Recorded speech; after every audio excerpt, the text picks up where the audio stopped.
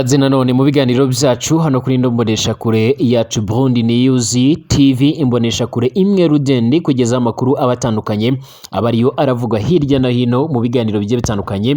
cyane cyane amakuru abaravugwa mu biyaga bigari cyane cyane ku mugabane wa Afrika, Iburayi ndetse n'ahandi hose ku isi. Ikaze rero mu makuru yacu agezweho muri aka kanya na makuru by'umwihariko yo kuri iki cyumweru ku itariki zine z'ukwezi k'umunani umwaka wa 2024 aho tugiye kurebera hamwe update zikomeje kugenda zivugwa ku mbuga ngurukana bumenyi. Hakomeje kugenda hasakara amakuru avuga yuko General Bunyoni akomeje kugenda atera ubwoba igihugu cy'u Burundi nyuma yuko bamwe bakomeje kugenda bavuga yuko uyu mugabo yoba yamaze gutoroka ku buryo bukomeye cyane, aho ngo yaba yafashijwe by'umwihariko n'uyu mugabo usanzwe arongoye ishyaka riri ku butegetsi mu gihugu cy'u Burundi rizwi nka CNDD-FDD, ndetse kugeza amagingo aya ngaya uyu mugabo ngo nawe akaba akomeje kugenda agerageza by'umwihariko kuba yatabwa muri yombi, ariko kandi akaba atari yatabwa muri yombi. Ni Reverien Ndikuriyo usanzwe arongoye umugambwe uri ku butegetsi uzwi nka CNDD-FDD, akaba inshuti magara cyangwa se umunywanyi wa General Alain Bunyoni wigeze kuba minisitiri w'intebe w'igihugu cy'u Burundi, ndetse aba n'umuyobozi wa polisi ngaha muri iki gihugu cy'u Burundi. Nyuma y'uko uyu mugabo rero ubuzima bwiwe butameze neza, amaze iminsi ari kuvugwa yuko yaba yaramaze gutoroka, aho bivugwa yuko yasohotse muri gereza agiye kwivuza, ndetse bikaza kurangira atorokeye mu bihugu bya kure bikomeje kugenda by'umwihariko bivugwa. Ni nayo mpamvu rero ngarutse muri studio kugira ngo nkubwire ido nido kuri byinshi bikomeje kugenda biravugwa kuri Alain Bunyoni, umwe mu bagabo bacinjijwe ibyaha bikomeye cyane ngaha mu gihugu cy'u Burundi, harimo kugerageza guhirika ubutegetsi buriho ndetse no kugerageza kwivugana abayobozi bakuru b'igihugu cy'u Burundi ndetse n'abandi bategetsi bagiye batandukanye, kunyereza imitungo ya leta ndetse n'ibindi byinshi cyane bigiye bitandukanye. Ibi byose byatumye ubushinjacyaha bumusabira gufungwa ubuzima bwiwe bwose. None uyu mugabo koko ese yaba yamaze gutoroka? Ese ko bavuga ko yaba yagiye mu gihugu cy'u Burusiya, yaba yagezeyo koko cyangwa se aracyari ngaha i Bujumbura mu gihugu cy'u Burundi mu ibohero ryiwe aho yari amaze igihe n'ubundi afungiwe? Ibi byose uraza kubikurikira, ndetse reka nanakubwire yuko ku butaka bwa Repubulika Demokarasi ya Kongo umuvugizi w'igisirikare cya FARDC ku rwego rw'igihugu General Major Sylvain Ekenge Bomusa yamaze gutangaza neza yuko ingabo z'icyo gihugu zirimo kongererwa imbaraga, gutozwa gukoresha ibikoresho bikomeye cyane bya gisirikare mu rwego rwo kugira ngo bakomeze kwitegura umuhari M23, ndetse ngo biteguye guhagarika ibitero ibyo ari byo byose bishobora kuba byogera ingaruka ndetse bishobora kuba byogera akaga gakomeye cyane ku gihugu cya Repubulika Demokarasi ya Kongo, ngo baba biteguye urugamba rukomeye cyane. Nyamara uyu mugabo ibingibi yabitangaje ubwo by'umwihariko hari hamaze iminsi hasabwa agahenge kasabwe na leta zunze ubumwe za Amerika, ariko kandi hakaba uyu munsi agomba gutangira icyo twakwita ihagarika ry'imirwano nyuma y'ubwumvikane bwabaye mu biganiro byabereye i Rwanda mu gihugu cya Angola kwa Perezida João Lourenço, bigizwemo uruhare n'uyu mugabo nyine usanzwe arongoye igihugu cya Angola. Ni ibiganiro bya birimo intumwa aba minisitiri bagiye batandukanye cyane cyane b'ububanyi n'amahanga ku ruhande rwa Congo ndetse n'urwo Rwanda, bakaba baraje kumvikana yuko imirwano ikomeje kubera mu buraruko bwa Repubulika Demokarasi ya Kongo igomba guca ihagarara vuba na bwangu kuri izi tariki 4 ukwezi k'umunani umwaka wa 2024. Ariko kandi ibyo byose bikaba byaratewe utwatsi n'umuhari M23 umaze igihe by'umwihariko ujegeza cyangwa se umaze igihe wenda kwivugana abasirikare b'icyo gihugu, aho abarundi benshi ndetse n'abandi basirikare bagiye batandukanye bo muri Wazalendo, aba FDLR ndetse n'abandi bo muri FARDC bamaze igihe by'umwihariko bari mu rugamba, ariko kandi bakaba bakomeje kugenda batsindwa umunsi ku munsi. reka rero nkubwire yuko kugeza amagingo aya ngaya ndaza kukubwira byinshi cyane bigiye bitandukanye ku buryo imyiteguro ya FARDC ndetse n'ingabo z'u Burundi bakomeje kwitegura mu kwitoza gukoresha ibifaru bikomeye cyane byaguzwe mu gihugu cya Turukiya ndetse n'ibyaturutse mu gihugu cya Bulgaria bizwi ku izina rya T-55 bya bifaru bishobora gutwara abantu bashika kuri barindwi harimo n'umushoferi ugitwaye kandi zikaba zifite n'ubushobozi bwo guterura ibisasu biremereye cyane kurasira mu ntera ya kure igisasu kikagera kure cyane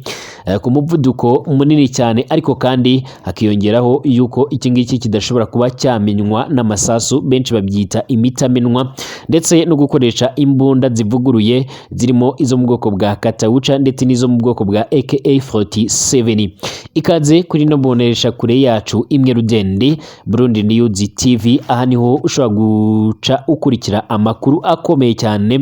agendanye n'umutekano, politike, diplomasi ndetse n'ibindi bigiye bitandukanye. Ikaze rero mu biganiro byacu kuri wowe uri ngaha mu gihugu cy'u Burundi i Bujumbura, abantu baherereye mu bice bigiye bitandukanye mu ntara za Gitega, Ngozi ndetse n'ahandi hose mu gihugu cacu cy'u Burundi, ndabahaye ikaze. Abadukurikira baturuka hano mu gihugu cy'u Rwanda, Repubulika ya Demokarasi ya Kongo, Kenya, Tanzania, Uganda ndetse n'ahandi mu bihugu byano ku mugabane wa Afrika, mwese mbaye ikaze. Abadukurikira bari ku mugabane w'Uburaya, umugabane wa Asia, Australia, Amerika ndetse n'ahandi hose, bifurije ibihe byiza cyane kandi amahoro y'Imana akomeze kubana namwe. Kora sabone niba ari ubwa mbere ushitse ngaha kugira ngo ubashe kuzajya urabana natwe mu biganiro byacu bigiye bitandukanye. Ikaze.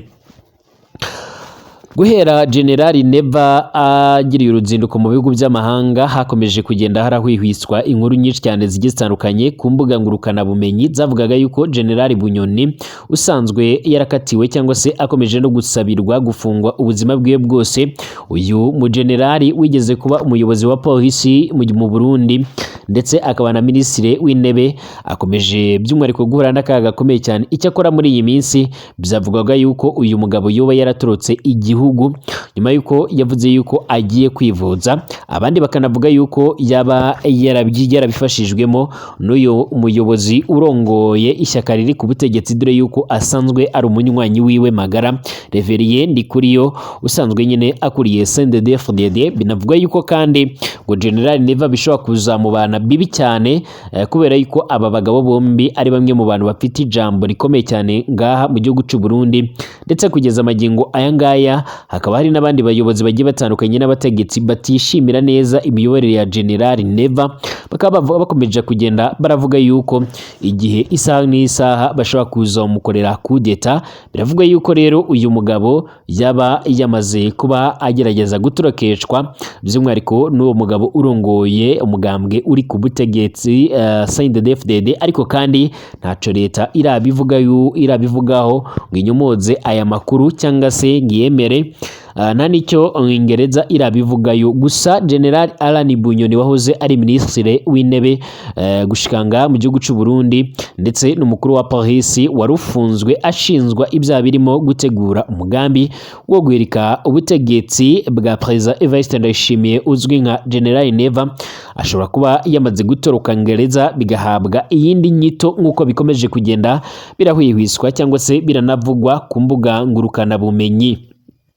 Gusa amakuru ari guhurizwaho by'umwihariko na benshi nuko ngo ubuzima bwa General Alan Bunyoni bushobora kuba butameze neza, bushobora kuba buri mu kaga, ngo mu gihe by'umwihariko hari abandi bavuga yuko ashobora kuba yabigize urwitwazo akabasha kuba yotoroka ibohero yarabaze iminsi aboheyemo nk'uko bikomeje kugenda biravugwa.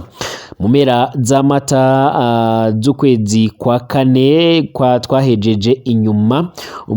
uyu mwaka utaha, umwaka wa 2023, nibwo amenyekanye amakuru yuko General Alan Bunyoni wahoze ari minisitiri w'intebe w'u Burundi ndetse akaba n'umukuru wa polisi yamaze gutabwa muri yombi n'inzego z'iperereza akurikiranyweho ibyaha bigera ku 9 byose birimo no kugambanira umukuru w'igihugu, kumuhirika ku butegetsi, gushaka kwivugana abandi bayobozi bakuru b'igihugu ndetse by'umwihariko no kunyereza umutungo wa leta n'ibindi byaha byinshi byinshi bigiye bitandukanye ibyatumye ubushinjacyaha bumusabira gufungwa ubuzima bwe bwose ndetse n'imitungo yiwe igaca ifatirwa. Kwa mbere hari ku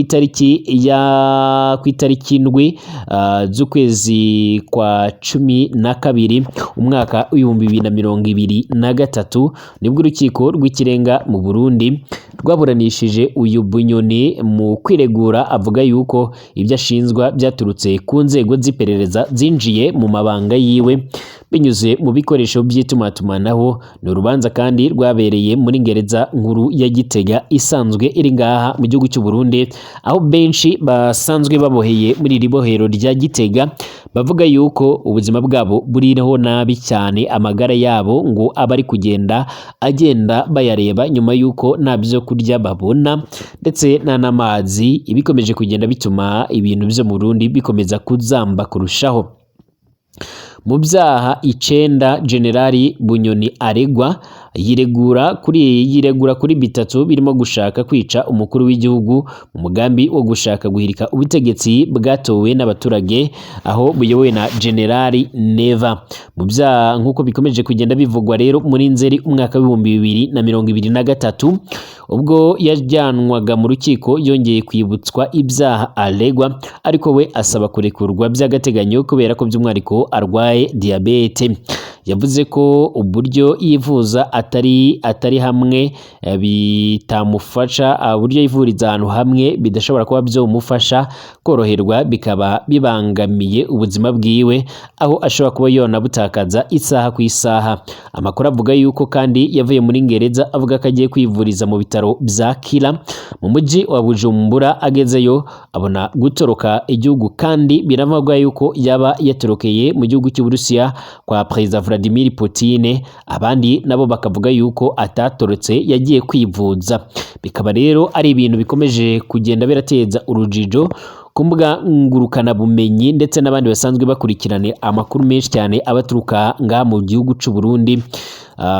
bavuga ukuntu yagiye kwivuza mu Burusiya kandi by'umwihariko ngo nta ruhushya rwo kumusohora mu gihugu afise. Amakuru rero dukesha imboni yacu avuga ko ubuzima bwa General Arani Bunyoni butameze neza, ngo isaha ku isaha by'umwihariko ashobora kuba yona kwitaba Imana nk'uko bikomeje kugenda bivugwa. Imirwano rero imaze iminsi ibera mu burasirazuba bwa Repubulika Demokarasi ya Kongo ikaza gusiga by'umwihariko iki gihugu gikomeje kujya mu kaga ku buryo bukomeye cyane, ikomeje gutuma by'umwihariko abasirikare b'i Burundi basiga ubuzima. Ariko kandi amakuru ari kugenda aravuga yuko noneho kugeza ubu ngubu igisirikare cya Repubulika Demokarasi ya Kongo kizwi nka FARDC cyamaze gukora ibishoboka byose mu rwego rwo kugira ngo cyongere imbaraga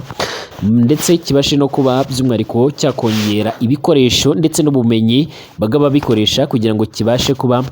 cyagerageza kwivugana umuhari M23 umaze igihe uzengereza ubuyobozi bwa Tshisekedi.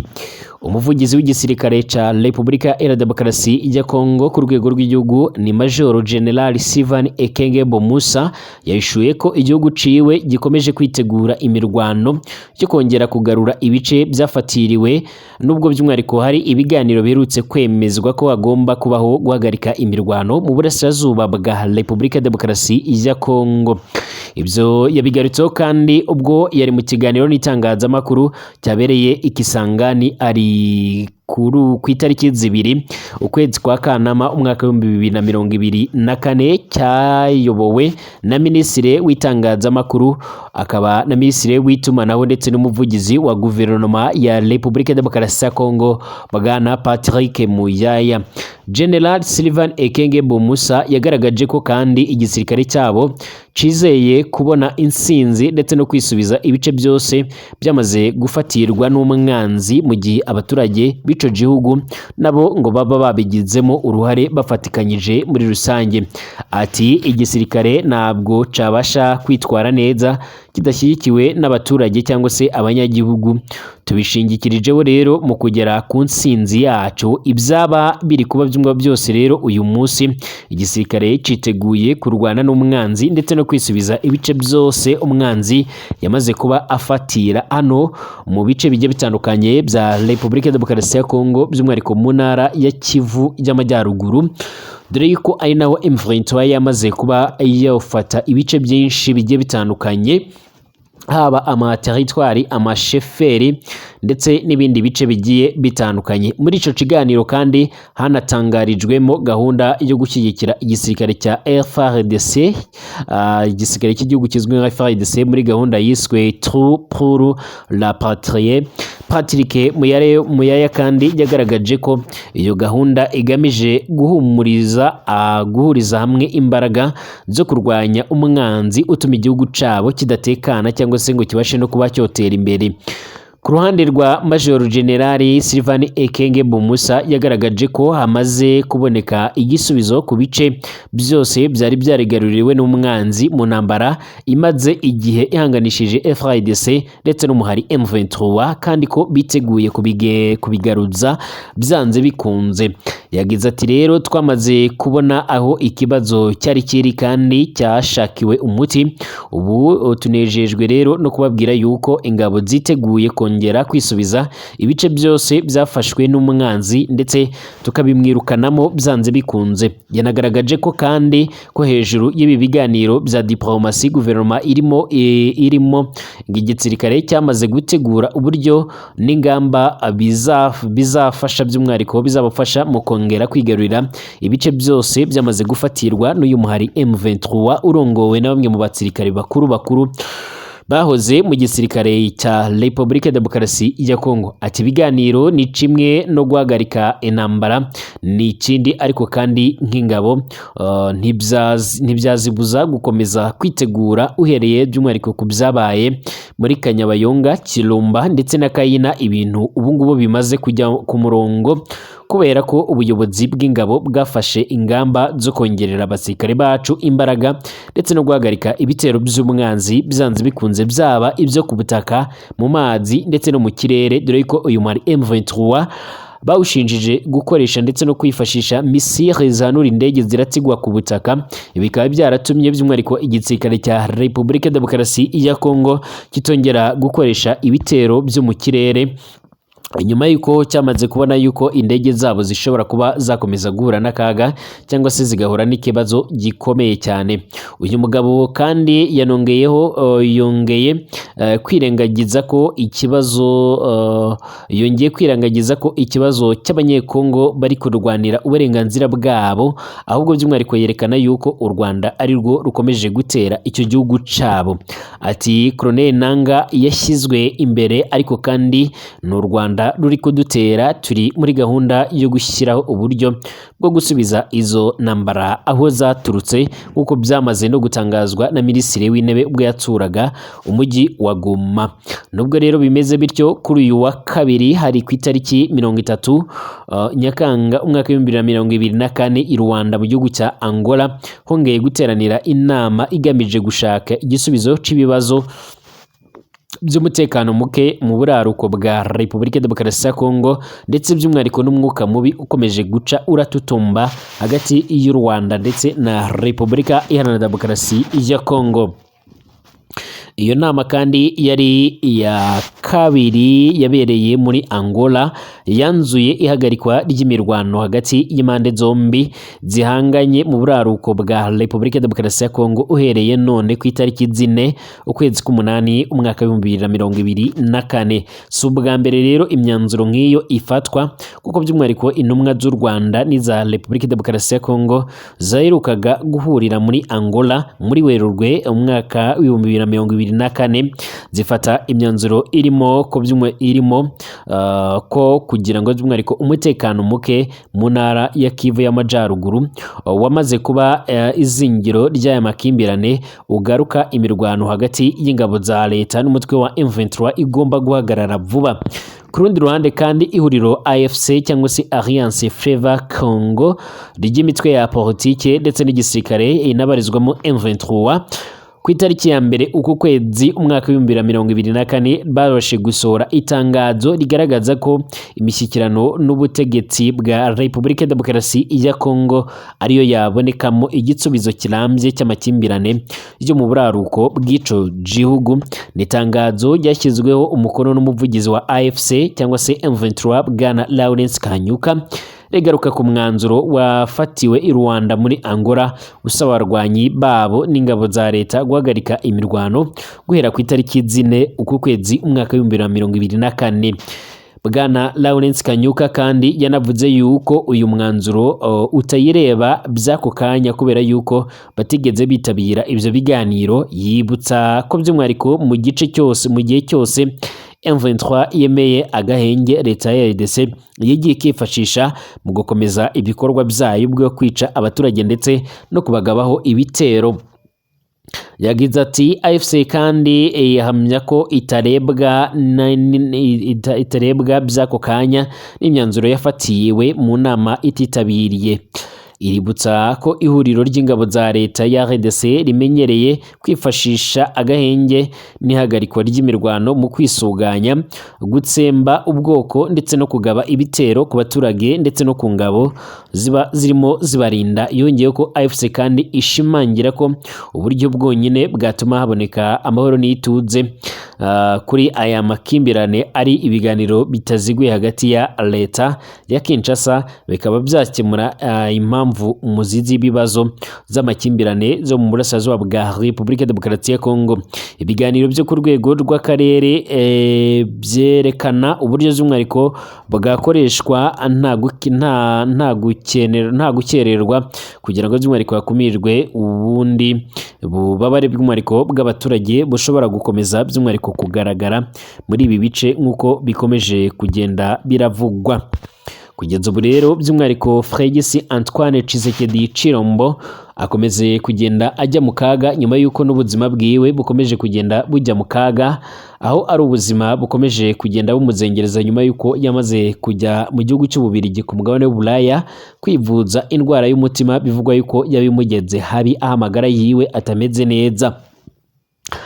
Ni nako kandi abatsoda b'i Burundi bamaze kumenyekana umubare w'abapfiriye mu mirwano imaze iminsi ihanganisha M23 ndetse na coalition isanzwe irwanamo abasirikare barwana ku butegetsi bwa Tshisekedi, ndetse by'umwariko n'amazina yabo araza gushyirwa